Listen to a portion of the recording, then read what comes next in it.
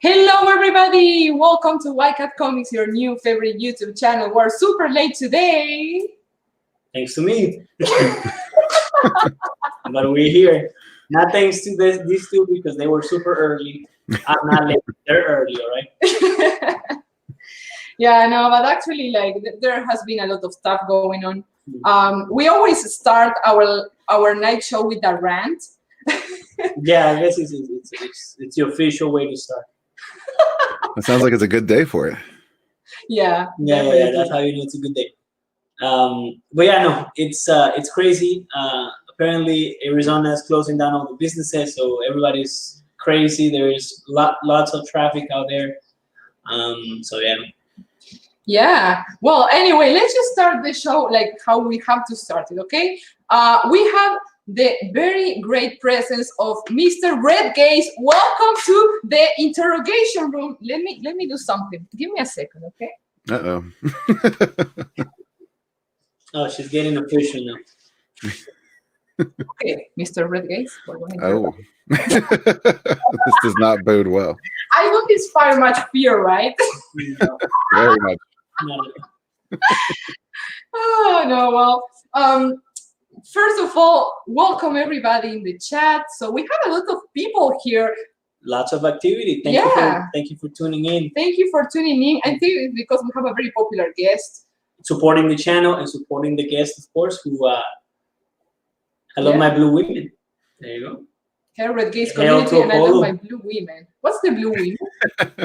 Are you the blue women? That's Apollo's thing. It's a special kink, and I won't shame him for it. Oh, okay.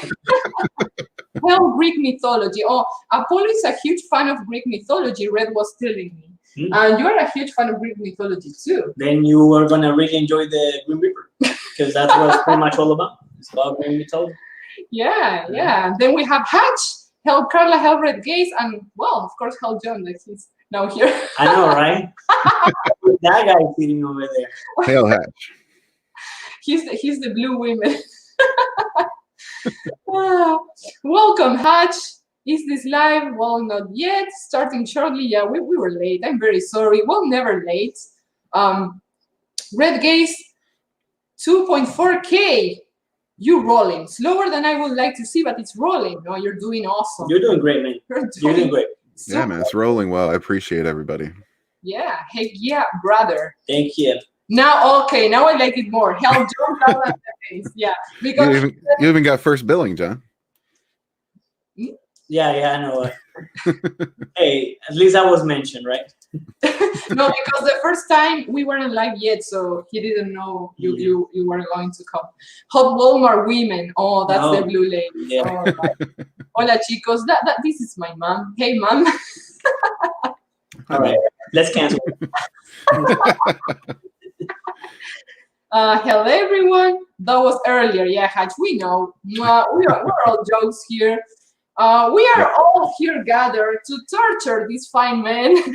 You did warn your mom about me, didn't you? Well, my mom doesn't understand English much, so you're all good. You're all good. If she makes a comment, I'm probably gonna be super fun. We don't get this damn audiobook. I'm gonna riot. What's riot? That means like protest. Oh, I'm gonna join you. I'm gonna join you because. So what's the stretch goal for the audiobook? The stretch goal is 15,000 for the audiobook. That's the actual goal. That is the actual goal. Is it gonna be a flexible goal? No, the goal is fixed. Or you mean that stretch goal in particular? Okay. And how many days did you give yourself? I started with 30. Most likely going to extend to 60. So yeah, it'll probably run 60 days, unless some kind of miracle happens and I get shot over the roof immediately. Then I might end it at 30. But I would say most likely it will end at 60. Totally doable, my friend. It's I've seen crazier things happen, and it's you have a great product out there, and I think people are really connecting with it, and I think people are very interested. You obviously have a big following, and it keeps growing, and we try to push it as much as possible, get as many eyes on it as possible. So yeah, I think you'll get there. and we'll help you get there. I appreciate it. I really do. Like, one of my problems is I don't tend to get very excitable about things. Like, I'm the polar opposite of Carla in that regard. I always sound pretty subdued about things, but I am really excited about this. And But if you have friends that can get excited for you, then it works too. Yeah, definitely. Mm-hmm. And you have just as beautiful art as any comic book out there. Tell us about the artist who worked on this project for you. Yeah, definitely. I started a while back. Actually, I hit up Narwhal and said, "Hey, man, would you mind doing some concept art for this book?" And that was kind of before I was really in the mindset of doing a visual companion. I was just kind of looking for just a couple pages to like throw in the middle of the book is what I initially planned to do. But yeah, once it started coming in, I was like, oh, you know what? We could probably just do a visual companion on the side and just pack that with all kinds of stuff, concept art, galaxy map, throw in some commentary, let people know what these things are, just kind of introduce people to the world, to the universe with this companion book. And that's, I think, turned out to be a good thing. Obviously, we have the most talented person on the panel, Carla, doing the cover. No offense, John. I'm good. I will do the next cover. That's a stretch goal right there. I've offered to do covers for Vinny before, but he keeps turning me down. I don't know what the problem is. Yeah. But yeah, we have Vinny's going to be doing some internal art for the visual companion as well. And Lakeem Amir actually did a fan art piece for me. And I was like, hey, man, can I pay you for that? And put it in the book. So, yeah, that kind of started our relationship. And yeah, I'm working with him now. He's doing some more art for me. He's doing the concept art for the starships at the moment. Wonderful, wonderful. And who did this cover right here? That is our man, Vinny Tardamella. I can see Vinny's signature all over the realism and stuff. It looks great. And so tell us about the book. What's Sunsworn about? Sunsworn is about a galaxy that kind of gets turned on its head. These people, there were big wars in the past, centuries ago, but these people have been living in relative peace for the longest time, and they're not really expecting something to come in and turn their galaxy upside down. And that's exactly what happens. So a foe from the past returns, somebody that everyone has forgotten about, or people who remember him are no longer here, alive. This guy comes back and seeks vengeance for some perceived wrongs that were done to him in the past. Mm-hmm. So that's what happens. This was like 5 centuries ago. So there's obviously some mysticism at work here, but yeah, I was going to ask you, is there a spiritual equivalence to the Force in Sunsworn? Very similar, yeah. There's I don't know, I don't even want to call it an entity, just like a force called the stream. Mm-hmm. And that's where a lot of these mystical powers come from. The mystics in this, they go by different names. They kind of have different religions almost, depending on it pretty much varies by the gemstone that they use, because each gemstone, they have similar powers, but they all have one focused not a focused power, but like a focused purpose. Mm-hmm. Like the amethyst, for example, the driving factor behind that, and the people who become attuned with that are power seekers. The emerald are, the wise folk, the people searching for knowledge, and so on and so forth. But yeah, each gem kind of represents a different goal almost. Absolutely, and I see some really cool concepts regarding weaponry. Are they? Will they be lasers, swords? What would it be like the weapon of choice for these warriors? Yeah, these are not lightsabers you're looking at. These are actually unique items. So unlike Star Wars, you're not going to see a bunch of people running around the galaxy using these things. There's only a handful, and they're very different. Aster Sunsworn, that's one of our kind of the primary protagonists. He wields something called a soul blade, which is basically powered by a miniaturized star in the hilt. So that's kind of a beam of solar energy that comes out of his. Mm-hmm. And his enemy, Vorath, he uses something called a void saber, which is more or less a weaponized black hole. Oh, wow. Very, very neat concept, and I'm definitely loving the lore behind it. Of course, very reminiscent to the earlier Star Wars iterations. So, are you a big Star Wars fan? Huge, absolutely. Yeah, I've been a Star Wars fan since I was 3 years old. Since I could comprehend in my brain a little bit of what was going on in Star Wars. I've been a fan since then. Would you consider yourself Phantom Menace along with CG? Absolutely. Yeah, that's actually kind of what got me into it. I came to CG initially because I was pissed off about The Last Jedi, which led me to Ethan Van Sciver complaining about The Last Jedi, which led me to Comicsgate because he would discuss both. And yeah, I mean, I can credit him for kind of rekindling my my love of comics. Do you like The Mandalorian though? I do like The Mandalorian. It fell flat toward the middle, but had a pretty strong start and a pretty strong end, I think. Yeah, and I think that speaks volumes about any creative work. You know, if you can finish it good, I think a slow middle can be forgiven for sure. Yeah, definitely. I was a big fan of The Mandalorian. How do you feel about Baby Yoda? Baby Yoda. I have mixed feelings about Baby Yoda. I mean, Baby Yoda is cute and all. I just I'm not sure I like how they're using him. Because first of all, he's a baby and he's 50 years old. That's just a little strange to me. Right. So obviously he's completely untrained, yet he's still pulling off these feats, and that's something I don't really care for in Disney Star Wars in general. Is just you know, this natural ability, which yes, there should be you know, a little bit of a natural ability, obviously, that you know, people can kind of tap into these powers that they're able to use, but not to the extent that they are. You know what I mean? Like I would, especially since earlier on in Star Wars, they had pretty much established that without training, you're more or less just force sensitive. You know, you can feel things, you can maybe move a rock, but I feel like that was the biggest problem that a lot of us, not so hardcore fans, but people who was, you know, casually enjoy the whole Star Wars mythology was, you know, you seen Luke Skywalker and all the things that he had to go through before he could master his powers, before he could become a master swordsman, before he could, you know, tap into the powers of the Force and understand all these things. And then you compare him to Rey, and she was a complete Mary Sue. You know, she pretty much just got shoved down our throats as the most powerful thing ever, and we didn't actually. It wasn't that believable, right?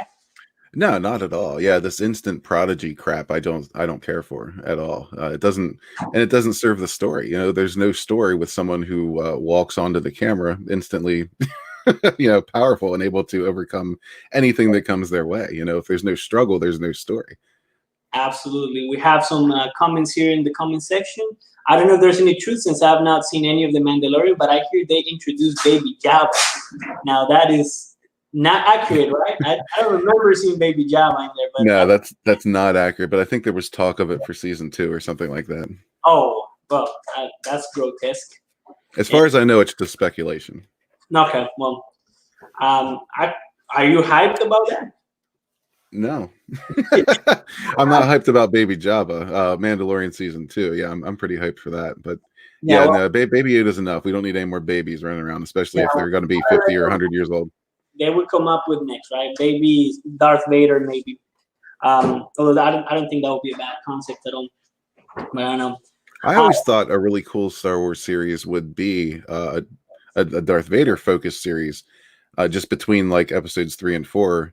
Basically, just you know, depicting Vader executing the Jedi purge of whoever's left. You know, that was always my biggest thing with Star Wars. Like, I see this big menacing black dark figure, right? And he was imposing, and he was you know, he was something to be afraid of without a doubt at first glance. But I don't think I ever saw him kicking that much ass, other than really killing what was his name, Luke's master, Obi-Wan. So I think they could do a lot more with that character, even though pretty much the whole entire prequels were centered on him and his past. But how do you feel about the prequels? Initially, I kind of went back and forth with the prequels. When it first came out, it's been so long since I saw Star Wars in a movie theater that I was just exhilarated. So when I first sat down and watched the Phantom Menace, I had mixed feelings. Like the first 15 minutes were awesome, the last 15 minutes were awesome, but the middle, I was like, what the hell am I watching? This is all politics and government and pod racing. What is this? Like I could have taken 15 20 minutes of pod racing, but I mean that concept took up way too much time. Absolutely. How did you watch the last one? The last prequel? Or the last? The last of J.J. Abrams. Oh, The Rise of Skywalker. I'll tell you what, I refuse to see that in the theater.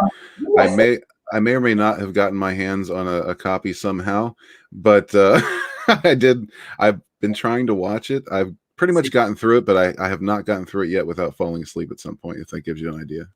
Yeah, absolutely. This is the only time I would endorse piracy.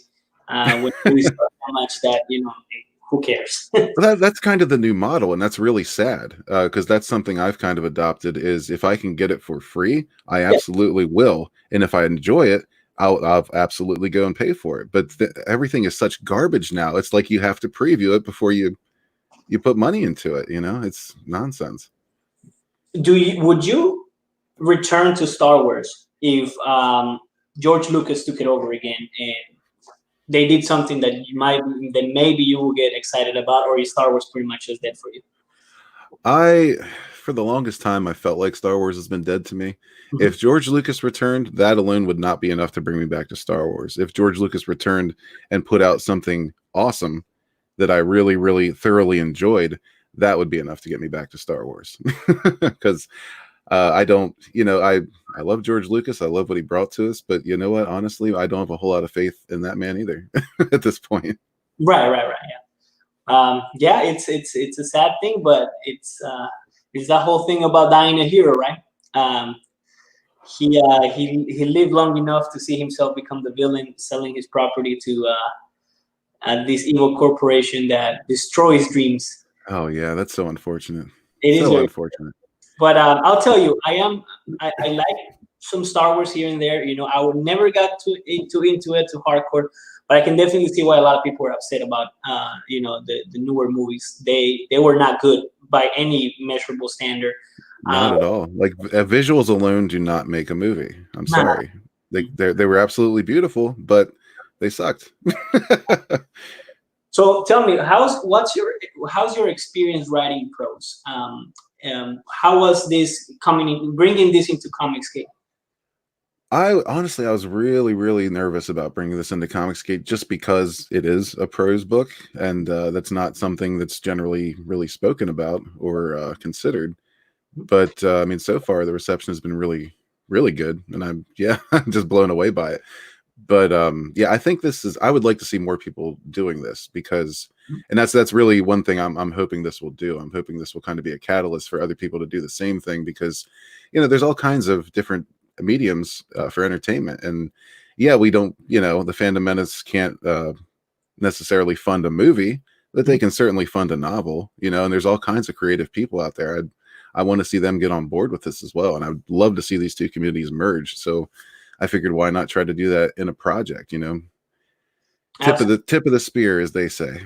But never say never about the movie thing, because I can see it happening in the future, especially with the numbers that a lot of top CG creators are bringing in. You're right about that.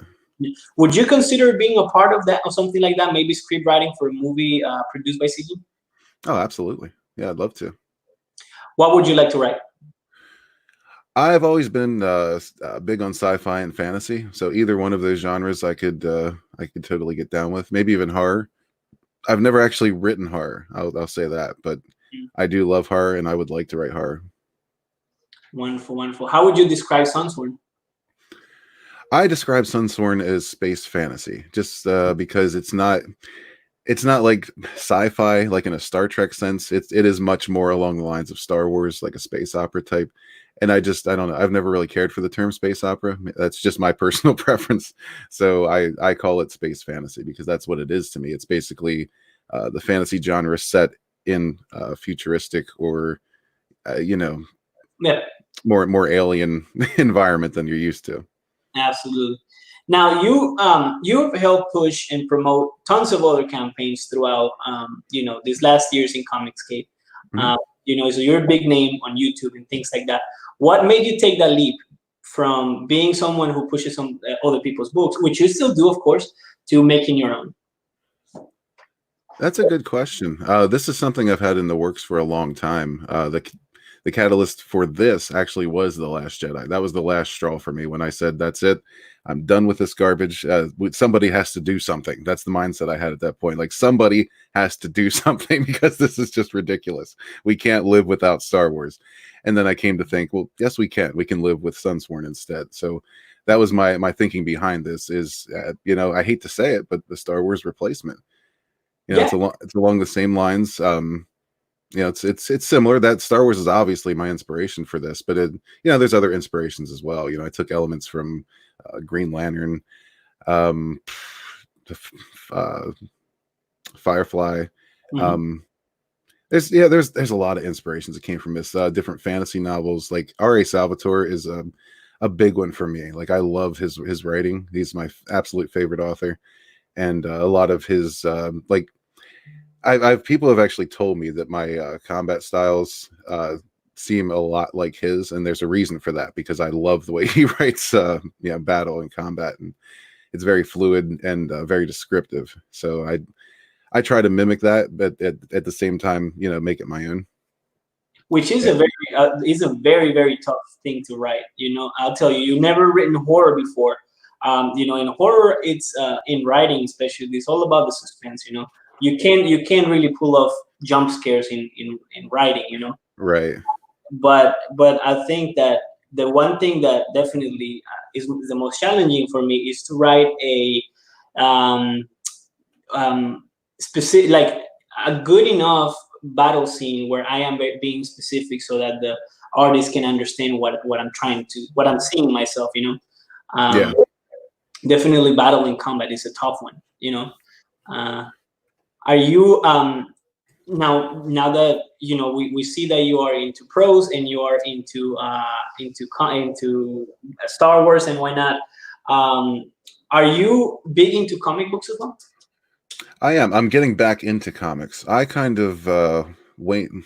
I waned myself off of comics around the early 2000s, right after the Marvel started doing the Ultimate editions of things. Mhm. That's when I mean, the Ultimate Captain America was really the only Ultimate comic that I liked.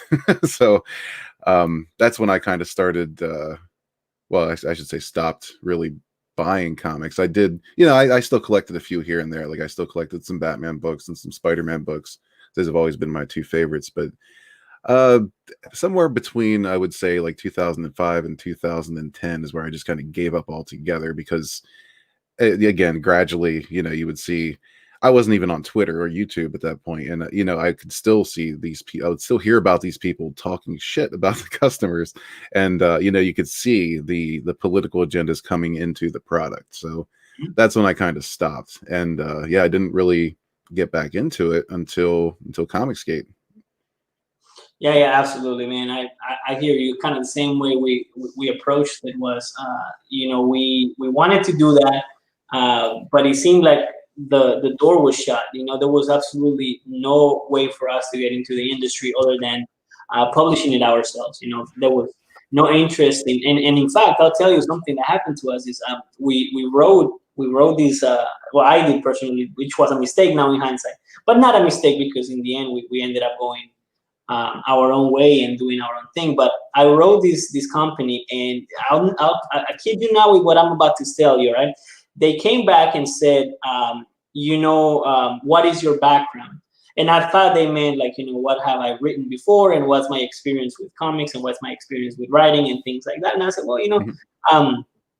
I'm pretty new, and I'm, just up and coming, but, I want you guys to give me a shot. But they meant, no, like, what's your, race, gender. Oh, wow. I am not joking. That happened. All right. And that's when I said, this is ridiculous. This is ridiculous. And then I took the time to actually see the application thing that they sent. And I will never forget that there was a line I showed you, right, that said, white men you still can apply, but we discourage you to somewhere along Like those lines. if you're white, Wow. if you're a white man, that doesn't mean you cannot apply. Something like that, exactly. It just means you won't be selected. Pretty much. Right. And honestly, that's one of the reasons why I chose to do this now also, is because while I was writing this, I was shopping around. I was looking for places to submit at different publishing houses and whatnot. Mhm. And I mean, right on their websites, they'll say things like that. Like I got a lot of, I never actually did submit, but I was hearing a lot of things like, if you have a lot of minority characters or disabled characters or female protagonists, these are the things we're interested in. And they would say something similar to what you just said, like if you have white male characters primarily, you'll still be considered, but this is what we're looking for. So basically they were saying, fuck off with that. And it's sad that a cool, interesting character gets overtaken and gets overlooked from these other characteristics that are so so stupid, So shallow. yeah, very shallow. Definitely. For example, what is your favorite Star Wars character, My favorite Star Wars character is Darth Vader. and why? Why? I'll tell you what. Initially, years ago, my favorite Star Wars character was Obi-Wan Kenobi, because he was such a positive model, and he was very selfless. And this is before the prequels, mind you. So all I had was that episode 4 to go off of. And he was just, he was the wise mentor character, and I always got down with that. But as I got older and I started to realize how people really were, I really started to identify more with Vader, because I was like, okay, I can understand what would lead people to the dark side, dealing with all this crap every day. Yeah, I can see it. Like the Joker says, right? We're all that one day away from going crazy, right? Yeah, exactly. And it can happen to everyone. But yeah, for sure. Thank you for sharing your insight on the dark side, my friend. We definitely love to promote you guys' books out here, just like ours and all that. But this show as well, we want to focus on the writer and the person who's behind this. So we're gonna ask you a lot of questions, personal questions as well, and we're gonna get back on the topic of the book. All right? Yeah, sure. Well, I mean, I should probably just put this out here now. I am a straight white male. Oh, okay. That's display. Oh, this is official now. Yeah, this is a question. Uh-oh. Time for some. I'm not even allowed to make eye contact. No, you can ask in my eyes to this thing. Oh, wow. No, I don't like wearing this indoors. So tell us, how do you envision aliens? Aliens in general? Yes. You're painting them with a broad brush. I prefer, as my personal taste, I prefer aliens that are very much humanoid, that you can kind of look at and relate to. Yeah, you're not really going to see a lot. I mean, you might see some, but you're not going to see a lot of focal characters that are, like gobs of slime oozing around and that type of thing. It's primarily going to be, like humanoid type characters with maybe like animalistic characteristics to them. Or there is one alien species in here that is actually kind of a mashup between canine and feline, but they're an intelligent race. So that's one thing that's a little different. The fellow on the left here that you're looking at, is that his race is called the Sleesk, and they're kind of like a reptilian humanoid race. They're very, not barbaric, but they're very ruthless. They're not the kindest of folk. And that's one way that I see, that's one thing that irritates me about this diversity push in Star Wars and in all these franchises that involve aliens. They're all kinds of colors, right? Why aren't the aliens getting the focus? Why isn't anyone pissed off that we don't have a Gamorrean protagonist? Right. Why isn't anyone upset about that? No, everybody just wants the African American. Well, guess what? What about the Gamorrean? What about the Ugnaught? What about the Twi'lek? Why are they underrepresented? Let's do some social justice here. That's right. I was asking, what do you think of Nekomimis? You know what's this, right? This is basically cat ears in Japanese. Oh, wow. What do you think of that? That's the way he envisions aliens, I think. I think this question is a little Ambiguous. ambiguous. Something like that. It's not how you envision them or how do you want them to be. I don't know. How do you prefer them? I don't know. They kind of just form, honestly, when I'm writing these characters. If I'm thinking I don't want this character to be human, as I'm writing it, I just kind of I kind of base it off of their actions and their personality, and I think, well, what creature do I know of, or what's something similar that would translate to these actions or this type of personality, and that's kind of how I came up with some of them. The whole chimera theory, right? That you know the chimera, this lion with wings with the snake as a tail. Yeah. They say that the reason why they made it up like that is because they were basing on things that they were familiar with, right? We can't really create anything outside of that, and even the things that are, they always have to resemble something that we're familiar with, of course. So there's no telling what aliens might look like, but if you encounter a hot enough alien, would you tap? Yeah, absolutely. You have lizard men? What would the standard be? What would she have to have? I guess that depends. I mean, when you're talking about just aliens in general, that's quite an array. You could have anything going on there. So I don't know, probably humanoid, but not necessarily. Something like this, maybe.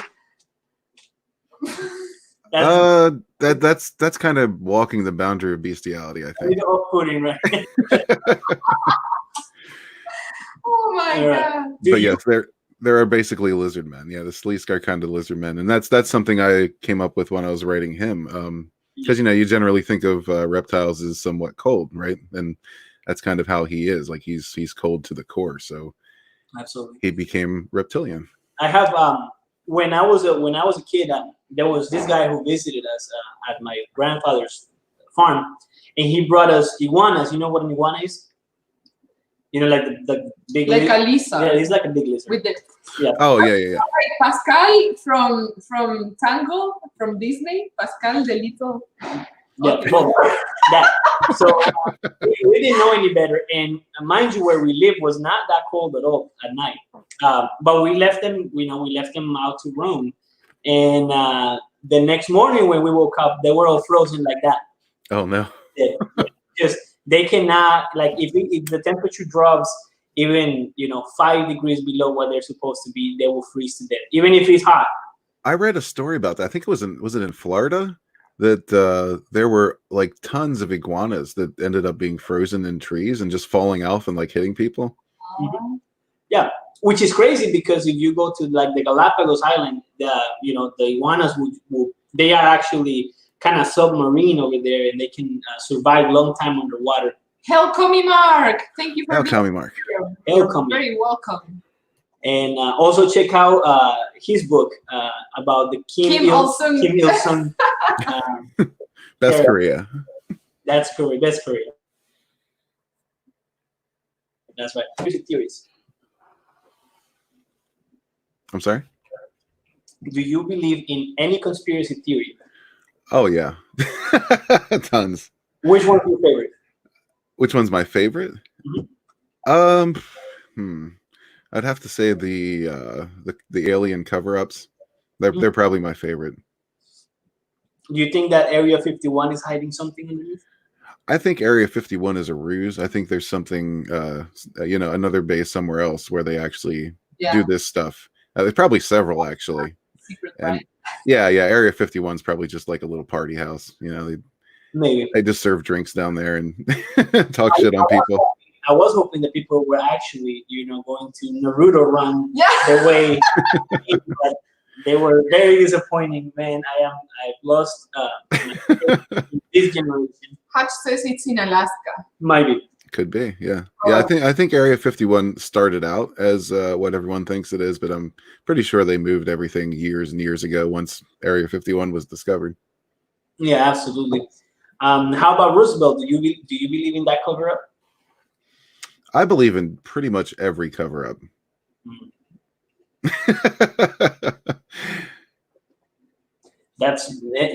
Look, at this point, very few things surprise me anymore. Yeah, me too. And that's the thing too, is there was a time in my life where I would say, yeah, these things are crazy, you're nuts. Just let it go. Who cares? Right. But like again, the older you get, the more you see, the more you realize just how shifty and shady and underhanded people are, and everything becomes believable. Yeah, absolutely. All right, your turn. Asking some questions, some awkward questions. It's time for it's Carla's interrogation. You're going to have a hard time asking me an awkward question. I can tell you that.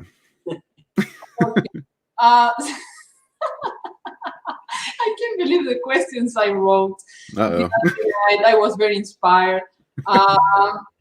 Do you sing in the shower, Ren? Not generally. Sometimes if I put music on, which is a rare occurrence, then I might.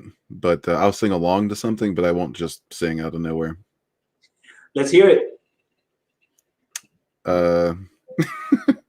All by myself. Don't want to be all by myself anymore. That sounded like the drunk uncle. Thank you. We have to see this show. Yeah, subscribe to Wicked Comics and to Red Games. Yeah. And buy Sunsworn. Of course, and the Green River too. Please do. Is that all you got, Carla? That's not all the questions you have, is it? No, of course not. That good. was the easy one. I'll throw you one right now. Would you rather lose your sex organs forever or gain 200 pounds? No, that's what you wrote. Oh, 200 pounds for sure. That's a no-brainer. Maybe you cannot see it, but it's there, right? Well, I can get rid of that. Once they're gone, they're gone. Rocking the tough. I mean, I don't think that's That's not a hard question at all. Do you, without the intent of doxing here, have any silly nicknames? Well, silly. When I was in high school, I don't know if I should tell you that one because that's it's a play on my last name, so I'll leave that out.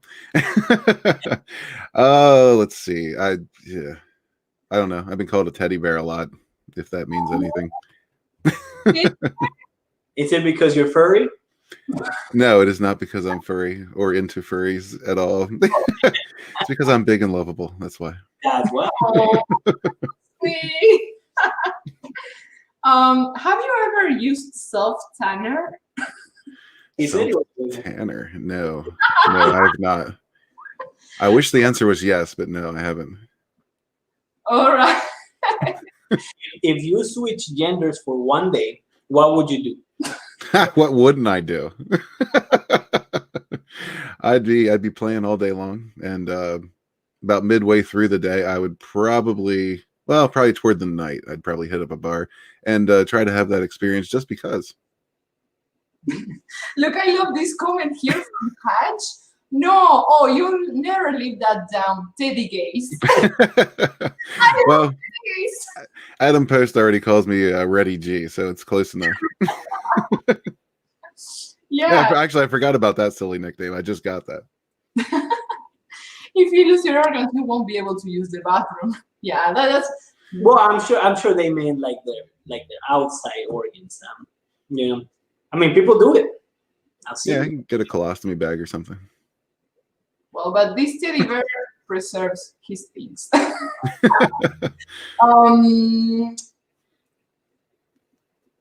Describe your perfect date. Perfect date. Anyone who would back Sunsworn. Perfect date. All right, let's go, John. Let's see. Perfect is probably just I like conversation. I mean, I'm not personally a great conversationalist, but I like talkative people because that way I don't have to do a lot of talking. You have like a talk show in YouTube, and you're saying you don't have much conversation. What? I am very much an introvert. I'm not good at starting conversation unless I have like a topic. If we have a topic that I'm excited about or I'm interested in, then I can talk all day. But if it's just small talk, I don't do small talk. That's boring. And that's why, like a lot of first dates are really awkward because it's mostly small talk, and I just, that's not for me. Now, if you're into Star Wars, let's go. Let's hit the bar. Let's have a walk on the beach. Whatever you want to do, as long as we're talking Star Wars. What's your favorite body part? But that's very vague. Is it on himself or on someone else? Of course, himself. Oh. Did you say body part? Mm-hmm. Well, I mean, that's a good question because can I have two? I mean, I can't really use one without the other. Okay, you can't have two. Oh, that would be what I'm maintaining by gaining 200 pounds and my right hand. I don't understand. Oh, for you. Oh. You would one day, don't worry. Oh, I have to replay the video to actually hear what I normally don't hear. Anyway. Let's do this one that I liked here. You're enjoying this too much. Have you ever sexted, so like sexting anyone, and was it hex? Yes and no. No, I was not part of the Hexbox conspiracy. Oh man, I'll tell you. These conspiracies, they keep getting better. All right. What have you seen that you cannot unsee? Oh, quite a few things. You know what really is disgusting? Have you ever seen that show, Dr. Pimple Popper? No. Oh no, yeah. That's I can't take it. That's way too much for me. Oh. You know the grossest thing, and you can look this up because this is still on the internet. The grossest thing you can see on that I've ever seen on TV ever was the show called was it Fear Factor, right? And back then it used to be Joe Rogan's show, right? He used to be the host of the show. Yeah. So they had these two girls, right, compete with this other group of people for how much donkey cum or urine they could drink at once. Oh. They had like this big jar of donkey semen. I'm not joking. It happened. I'm looking at you like you did it, John. It's a weird experience that your husband is looking at straight in your eye like donkey semen. Like It's right. That's right. It happened. I definitely wouldn't want to see that. But you know, like I had hopes at first when I was watching. I'm like, there's gotta be no way that this is real. You know, there's no way that this is real. You know, that's a lawsuit in the making right there. Right. But apparently, it didn't happen. Like everybody has, it was real. Well, they probably made him sign a disclaimer beforehand that pretty much anything goes. Yeah, I'm sure, but I mean, I would read that fine print on that contract because that is just pushing it too much. One more awkward question here. How long have you gone without shower? Like for a record? Yeah. Well, back in my World of Warcraft days, probably close to, I don't know, 4 or 5 days. No, that's not too bad. That's not too oh, bad. baby. Yeah, I can beat that.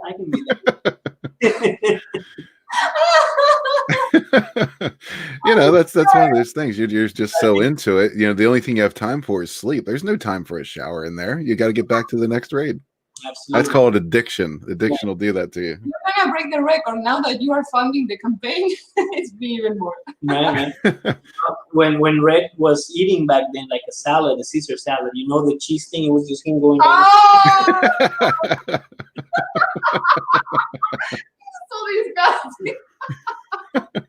Okay, let's talk about like something nicer, okay? Right. And I'm not even bothering reading the comments, guys. Oh, you sure? I'm enjoying this. I need more awkward questions. You two are enjoying this too much, okay? He's the champion, man. He'll take any questions his way. That's a champion. That's true. That's a champion. He's a champion. Yeah. He can take. Let's see. Go, Red, Teddy, Case. Woo, woo. Let's see. Who do you think is the hottest celebrity out there right now? Right now? That's a tough question. I am really fond of Elizabeth Olsen. Okay. Those were the twins, right? I think she's actually a cousin of the twins. Oh, all right. I believe. Now that we are in the conspiracy territory, did you know that she went to not the Harvey Weinstein, but what was the other pedophile again? Jeffrey Epstein's school. He was her teacher. Oh. Yep. That's unfortunate for her. The more you know. Have you ever tasted a booger? And what does it taste like? Yes, I have, and depends what's going on. Sometimes it's a little salty. Other times almost tasteless. Okay. Yeah. So, You two are so serious. Well, these are serious subjects, Carla. You better get your shit together. You get it together. What's your mom gonna think of this? Come on, be a professional. Absolutely. Here's a tricky one for you all intellectuals out there. If you had to choose between a girl naked, so having a girl naked in front of you, or having your thoughts appear in front of you, for everyone to read, right? So yeah, so if you were able to read someone's thoughts, because a thought bubble would appear in front of them every time they think something, which one would you choose? What was the first option? Be naked. No. It was a naked girl. No. Just like all the time? Yeah, like all the time. Definitely the thought bubbles. I want to see what people are thinking. Mm-hmm. Very, very interesting. So yeah, guys, back Sunsworn. Because listen, John, I can get a naked girl anytime I want. These thought bubbles, I can't get. For me, the question should be like, do you prefer you being naked or your mind being naked? Oh, that's for me the best way to ask. You know, do you prefer like being physically naked or mentally naked? Oh, that is a tough one. Yeah. I think I'd have to go with the physical on that one because I have a lot of sick thoughts. Yeah, like I would never see my thoughts; they would kill me instantly. Yeah. Too much Frozen for me. I know people will be like, where's the 5-year-old at? Oh, let's see here. Let's watch this super amazing trailer real quick, just to get. I'm not sharing the audio. Oh, I have to share the audio, just to get hyped up about this wonderful book by our friend Red Gaze himself. Back, Sunsworn. Please, if you will. Okay, there. Woohoo! Let's play it. Grab your popcorn, guys.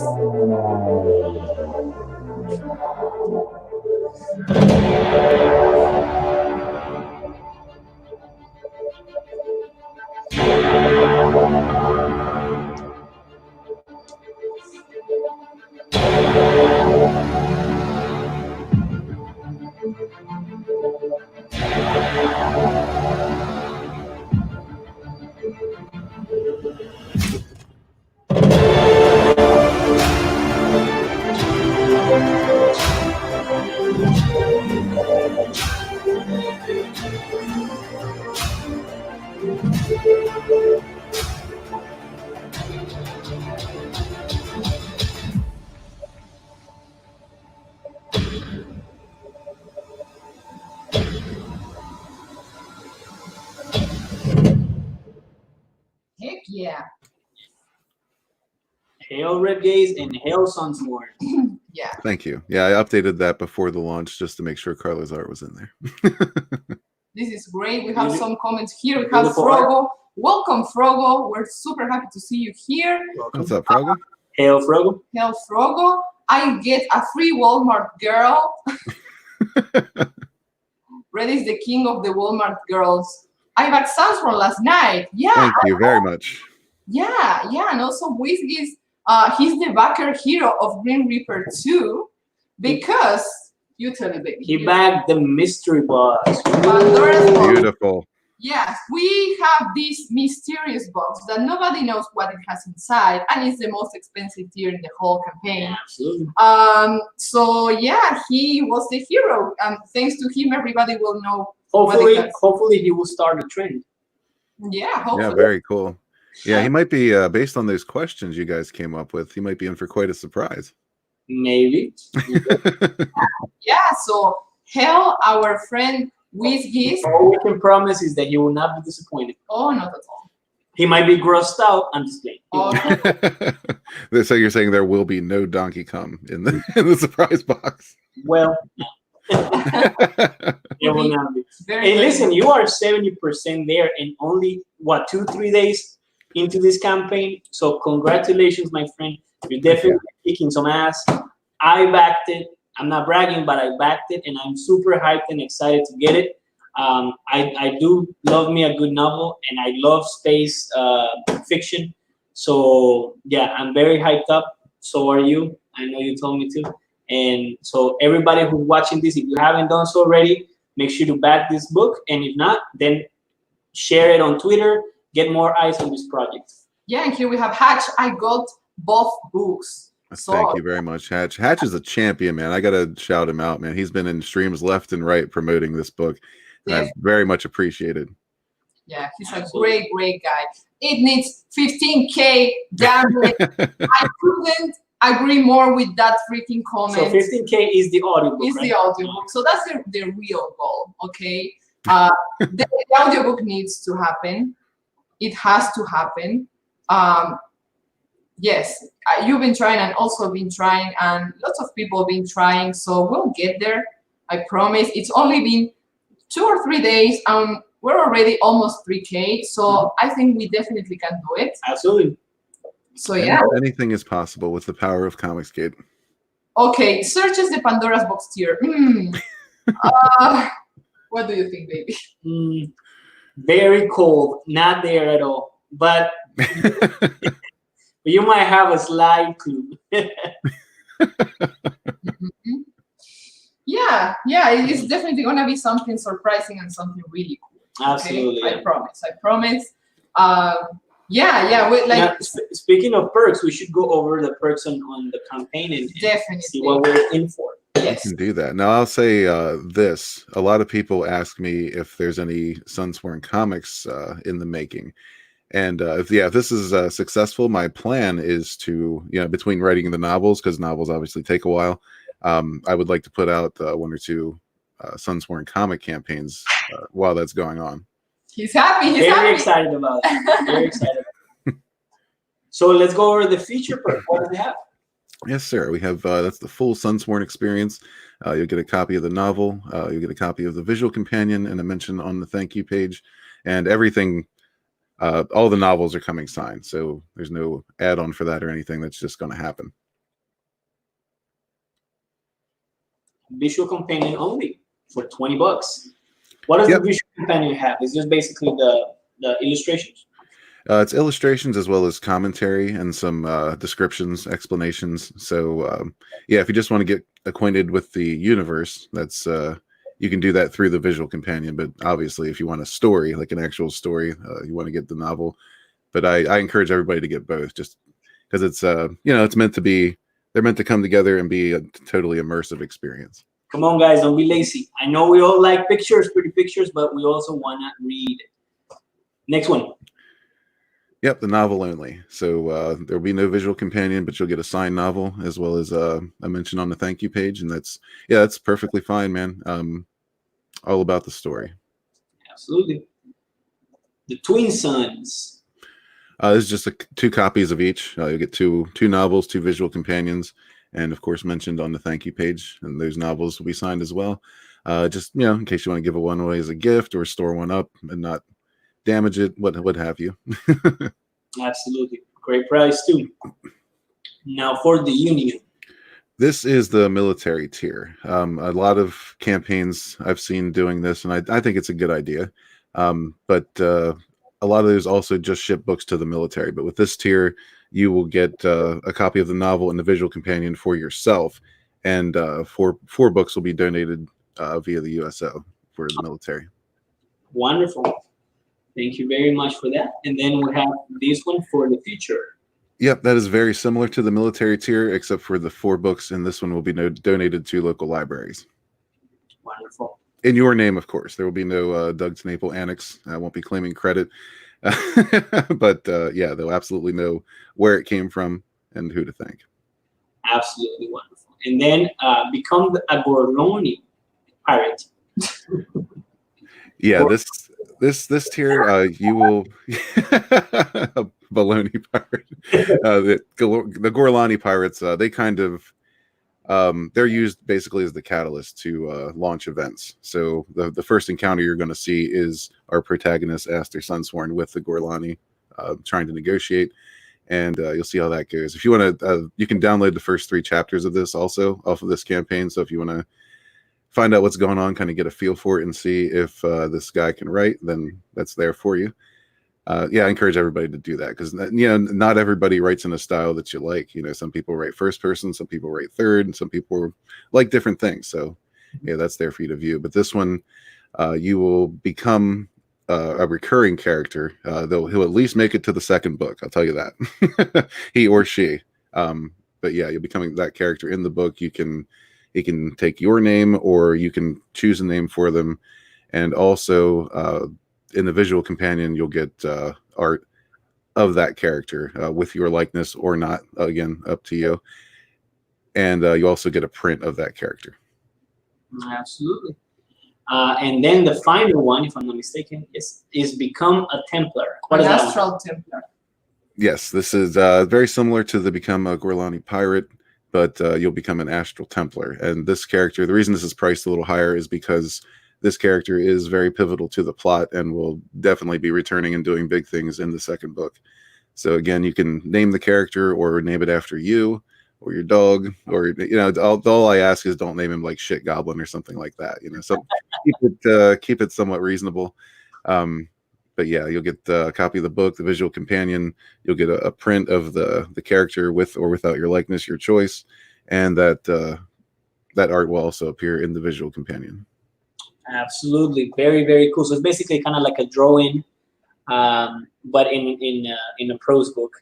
Right. Yeah, I was trying to figure out a way to do something a little more, personal, and this is what I came up with. Absolutely, very, very brilliant, sir.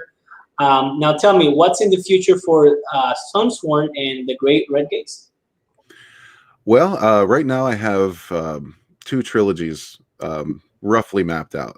Again, I'm not going to pull a George Lucas and say everything is completely ready to go. I have everything from A to B lined up. That's not the case. I do have the rough stories lined up for each book, and generally where they're going. So at least 6 books is what I'm looking to do with this series, as well as hopefully 1 or 2 comics in between each novel campaign. Great. Absolutely, very, very good. And maybe we can expect to see those comic books being in production soon too, huh? That'd be great. Yeah, absolutely. If I can, I mean, it all depends. It all depends on the success of this. If I can make enough to get this printed and in people's hands, I'll be ecstatic. If I can make more than that to inject into the next project, then I'll be even more ecstatic. Absolutely. And is the book finished? The book is about 90% finished. I'm in the 3rd draft right now. I am rewriting a couple scenes. And once I finish the 3rd draft, that's when I'm going to be sending it off for professional editing, because I don't trust myself. I just feel like that's something that needs to be done, because I'm not a professional. This is something I enjoy doing.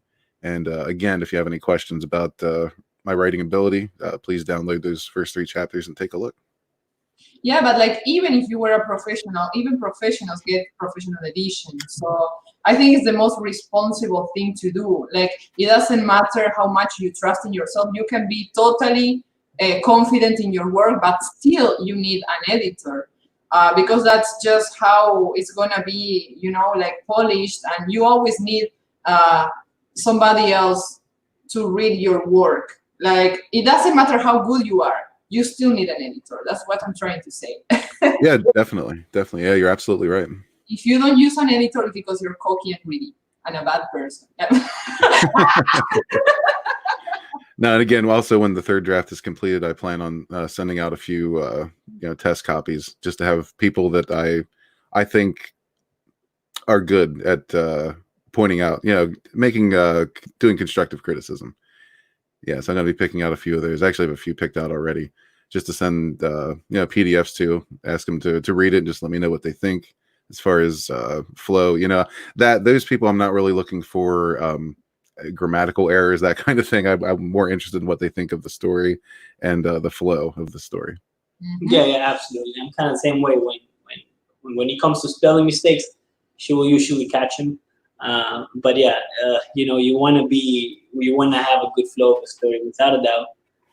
And that's why I'm very, very much looking forward to this book, because I know how much it means for you, and that always reflects in the work of someone. When you're passionate about something, it definitely shows.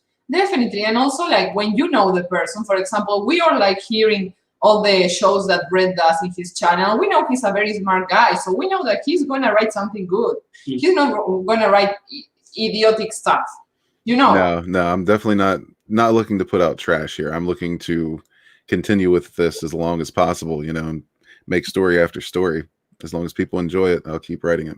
Yeah, and we have this comment here from Hatch. He's saying, you guys think I'm joking. I got 2K sales in one day on Raging Golden Eagle Blade Devil because his fans aren't on Nerdrotic chat, and I super chat, and Gary brought it up on stream after my mention. Oh, awesome. Big fan of him too, Nerdrotic. Yeah. Yeah, well, here you have somebody volunteering to I think judging on the spelling there, I'm pretty sure this is a joke. Welcome to the show, Delta Spurt Force. You sure that's spell available? And I do have an editor in mind. I can set a range to my keyboard. Sure. I want to give you a range. Hail to the Side Comics. Jason! Hail Zig Comics. Welcome, guys. Yeah. Absolutely. Yeah, we have a lot of people. Wow. We have more numbers than we usually have. Absolutely. Thanks, Red. Somebody must have stopped live streaming right now. Yeah, that's generally how it works. That's cool, man. Our shows are amazing. That's right. Yeah. But if you did not catch this live, you can watch the super awkward interview from the beginning when you catch it on the replay for sure. I think it was really only awkward for Carla. Red Gate, we could not crack him. He's a tough one. The only awkward was me. We're like all straight face talking about, have you ever tasted a booger? And yes. It was transparent. Oh yes. I know just what you mean. But you know what the crazy thing is? She comes up with these questions. I come up with some of the questions, but. And I imagine she looks like that the whole time she's coming up with them too. Right. The thing is that when I'm writing these questions, like in the middle of the night, like thinking I'm doing something so evil, and now I'm like I'm the only that is blushing and laughing. Yeah, you are like so cool. Oh, we're grown. We can take. We can talk about boogers. It's fine. When you say the kind of things I've said to people, that awkwardness is really isn't a thing anymore. Yeah, you come to a point in your life, my friend, when whatever. We can talk about anything. Definitely. Yeah, we still have more questions, but let's get into something like different. First, I wanna talk something a little bit more serious, and then we will go to the weird part again. But I've been talking a lot with Red. Maybe people think that, two creators talking in a private chat, they must be talking about, creative process and stuff. We were actually talking about how much we hate lettuce in the sandwiches. That's how deep the conversation gets. No, but being serious, like we were talking about where Red comes from with his writing, and he has been doing role play games for a long time. Mm-hmm. That's where he gets his inspiration from, how he started with this creative, I don't know how to say juices. it. Yeah, there's creativities. Okay, I have two writers around me, you can do this, guys. Help this girl out. Tell us about the role playing. It was Oh yeah, I started right around the age of 13. My brother went down to the beach and he came back with a box set of Dungeons and Dragons 2nd edition, and this was the basic edition, not the advanced edition. So he started playing around with that, and he asked me if I wanted to play around with it, and I was like, sure. And yeah, we both really got into it. So then we moved to the advanced edition, and we just missed 1st edition. That's when this was. That's kind of dating myself, but if you're into D&D, you kind of know what I'm talking about. So Yeah, we just really got into it, and we got some other guys into it, and formed a group and started playing, and it just branched out from there. You know, we go to the comic shop. We went to the comic shop all the time back then because we were super into comics too, and you know, the comic shops is pretty much where you would go to pick up the role playing game materials because at that time there was nowhere else. Like they didn't, you know, you wouldn't find them in bookstores or anything like that. The occasional bookstore maybe, but that's true. There were not even video games back then, guys. It was just they weren't even games. Hell, fun wasn't even invented yet. I'm just kidding. No, this was a little bit after Nintendo. The original Nintendo came out, but yeah, we just really got in. Of like role play games, it's always been so interesting to me. Like I always wanted to do it, but I could never get to it, and I don't really know how it works because, for example, I have friends who used to do that. They told me like, yeah, get in this server and you just a character and you just act like the character. Mhm. And I was like, oh yeah, I'm so excited, I'm gonna do it. And like nobody took me seriously. I was so disappointed, so I never did it again. But I'm so curious about that. Like, what would you say is the thing you like the most about role play games? The thing I like the most is on the player end, like you get to be something legendary. You know, like obviously you don't start out that way. You start off as a scrub, but you know, as you build power in the character, like you get a sense of I don't know, worth, I guess, that you just don't get in real life a lot of times. You know, people you're doing fantastic things, and that's not something you can do in real life a lot of the times. You know, you can't throw on a Batman suit and go save people in the streets because you'll get arrested and probably get your ass kicked. But in a fantasy world in your head that you're sharing with other people, like you can do anything you want to. And that's part of the fun too, is the improvisation. You know, that's I think a lot of where a lot of the creativity in me comes from, because I had to learn really quick that if you don't improvise, that you're kind of screwed. You know, you have to think on your feet and think quick through situations. And as well as like running games, being the dungeon master or the game master, that's even more intense as far as improvisation goes, because any one of these characters, you know, any one of these people sitting around the table can do anything at any given time, and believe me, they will. Yeah, absolutely. I know. I think games are a huge part of your development as a child. You know, that's why it's so sad nowadays that kids are always, you know, locked up in their houses just playing video games and not outside playing with friends or whatever. You know, or even indoors playing with friends, because I think that's a huge part of them. Of course, it's a little representation of the reality, Yeah. like a Right. little bubble in which you develop yourself as a child, but I also mean- as an adult. I think, Yeah. of course, it's also an escape from reality, and it's something that keeps your creative muscle working, right? Yeah, still as an adult, I still play GTA, and then I go out and I start like running people over, and it's crazy. No, but yeah, it's true. Like you, Do you hit hookers too? yeah, I hate Good it. boy. Yeah, it's basically just an extension of, you know, when you're a kid and you're playing with action figures, you know, that's role playing too. You know, you're just role playing for everybody instead of Have you ever like role play like in person? no, I've never done that. The LARPing thing, I've never quite gotten into. That was just a little bit too weird for me. It's probably because I knew people who did it, and they were all just strange, and they would tell me about their experiences, and it would lead to like these weird, like awkward encounters, and I'm like, nah, I'm good. We'll just sit here and imagine it around the table. Yeah, absolutely. That's too weird. Very interesting background there. You know, I couldn't be more excited about this. All right, let's go back. One last round of awkward questions before we wrap this up. All right. Last round, we're just getting started. No, you were getting started. I just came home. Let me see. Describe the strangest dream that you've ever had, and did you like it? I don't honestly remember a lot of my dreams. You know, I'll have little flashes, like I'll wake up with little figments of what might have happened. But the one that sticks with me that I think I've told before is when I was younger, I would have this recurring dream of being chased through the woods right out. Like I grew up in the country, and my house was right next to this big forest, and there was nobody in there. It was just all forest. So we played in there a lot, and it was awesome. But yeah, I kept having this recurring dream of being chased through the woods by a white Sasquatch. And I would reach the kitchen door on the side of my house, and that's where the dream would end every time. So I never knew if I made it in or not. I didn't know the outcome. It was just, yeah, it was really scary. You sure you were not role playing there?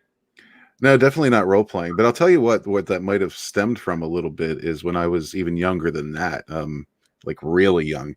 Me and my brothers, like I said, would go in the woods a lot, and off in the distance, maybe about half a mile away, maybe a little more than that, with somebody else lived, and their dogs got out one time when we were in there and just playing around in the woods. And we were about a half mile away from home. We were pretty close to their house. Mm-hmm. And I had a bit of an experience there. They were Dobermans, and they were not friendly whatsoever. So these Dobermans just came out of nowhere and started chasing us through the woods. And I was the youngest and the slowest, so I was watching my brothers just run ahead of me, and yeah, I was pretty sure I was going to die. But we had a sheepdog at the time named Puff, and she was white. And she came out of nowhere and saved my ass. She just tackled those dogs, and I ran home. And she came back later, and she was fine. So I was happy about that. But yeah, that was a frightening experience. But I sometimes I wonder if somehow that dream didn't stem from that experience. All right, man. Are you scared of dogs?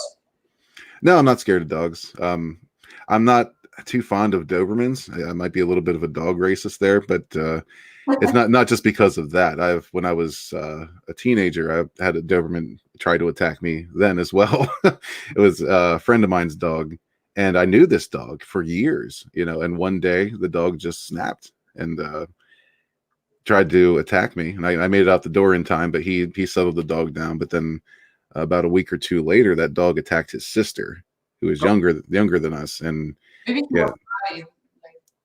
So yeah, I don't know. I've heard Dobermans do that sometimes, like they turn on people, but I don't know. I don't know. All I know is I am never going to have a Doberman.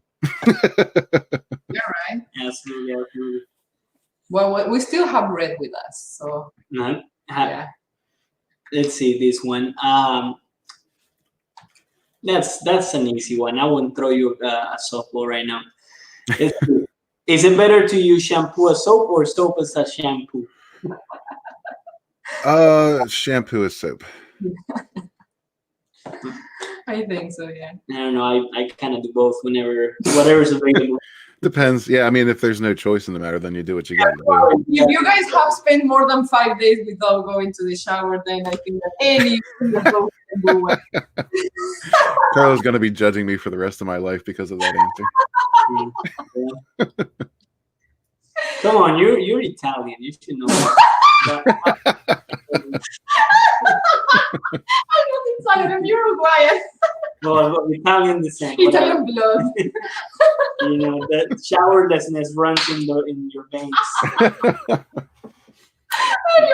Not to be racist against anybody who doesn't shower. We're just racist against dogs here. Against dogs. Just the Dobermans. Oh. Let's see. How many pancakes have you eaten in a single sitting? Pancakes. Well, how big are we talking here? Like diameter? Are we talking about like the big ass pancake house pancakes? Or are we talking about the ones? I think the biggest stack I've ever had in any size is probably 5. That's all. That's not. What a disappointment. Were you a fat kid? Yes. All right. I'm still the fat kid. Yeah. We never got paid. I mean, I did for most of my life, but then yeah, that really didn't help me in that dog situation either. Like when we were both athletes and all like cool and stuff. Then we got married and we got fat. We got super fat, man. Anyway, this is not me at all. You're seeing someone else.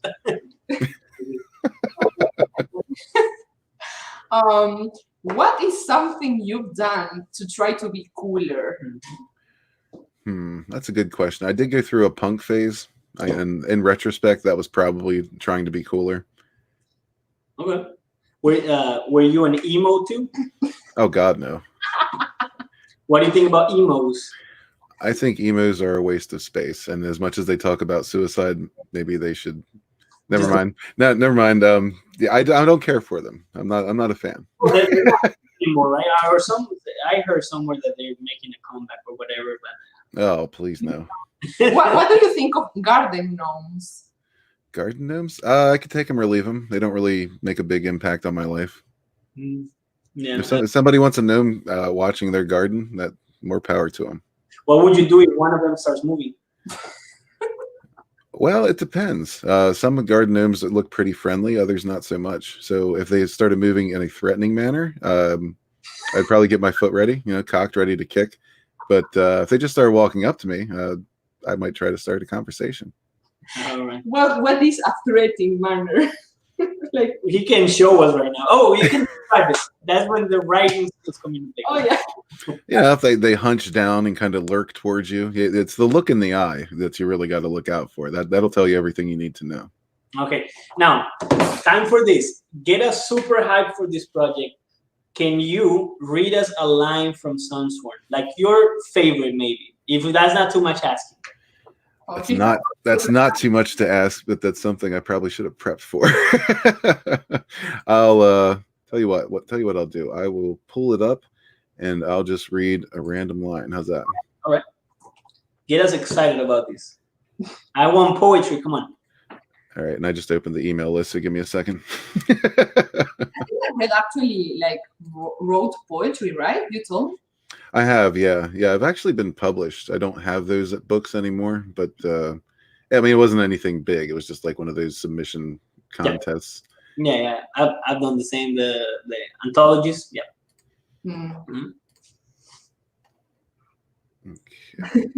I'm liking the comments. Let's just take a little look at the comments. We have emo girls. Emo. Different opinions. Lol. I'll take gods all day over emos. Damn, they stumped you, red gays. I don't think so. We love red. We will never stump on our really good friend.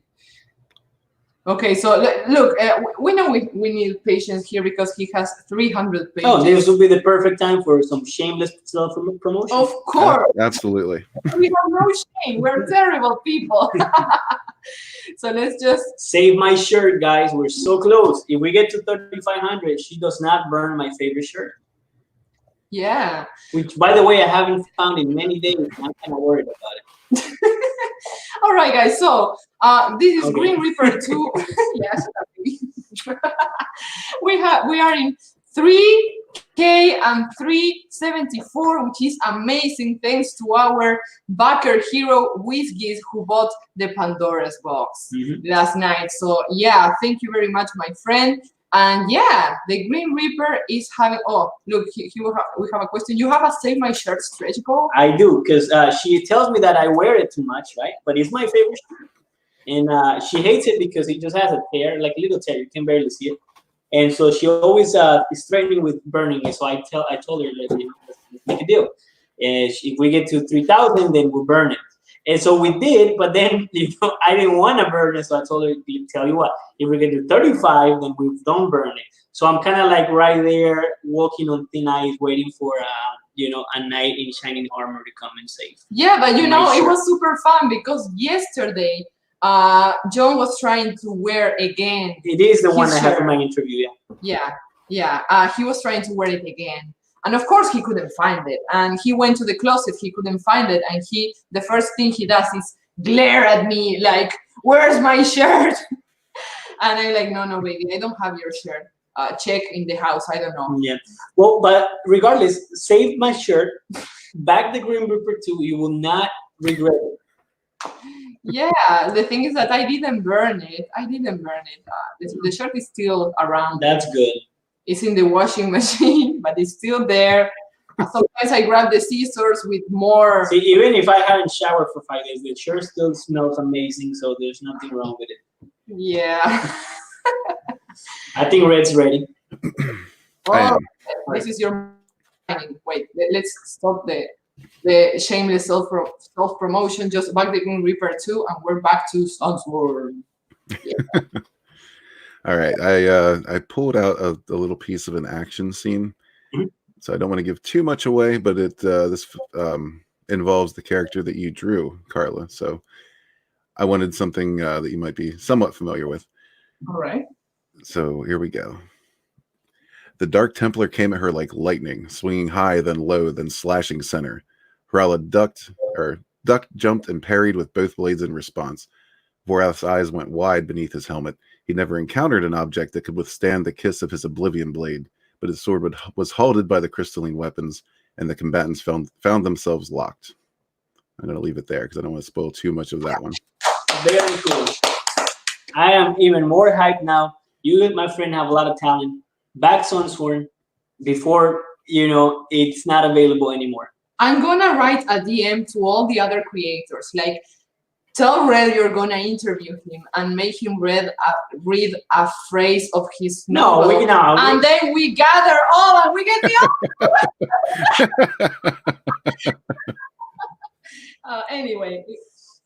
Somebody says that it sounds like Skyrim. I can agree. Yeah, it has that. It has that. I don't know what about it. That's not the first time I've heard that.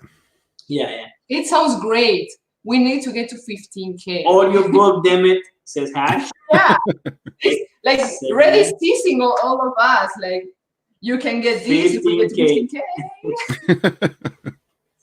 Absolutely. All right. It's been an absolute pleasure to have you, my friend. You are very talented. I am very much look forward to reading your book and reading more from you. And of course, you're a great friend. You know that. And anytime, hopefully we can do this again in our channel. Hopefully we can go to your channel again to do a little bit of shameless self-promotion again.